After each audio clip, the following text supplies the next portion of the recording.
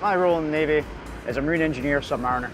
As a Marine Engineer Submariner in the Royal Navy, I work on board a submarine, working with pneumatics, hydraulics, with electrics, with nuclear systems, as well as refrigerant gases.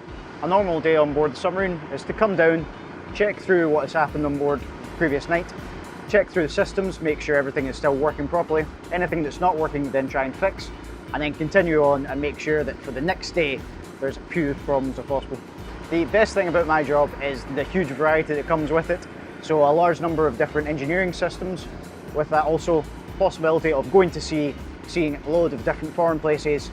Before I got on board a submarine, I expected to be very regimented, very disciplined, and very much like being a soldier, but at sea. Whereas what I found is it's a huge amount of camaraderie and trying to get the best out of people and try and get the best out of everything you do.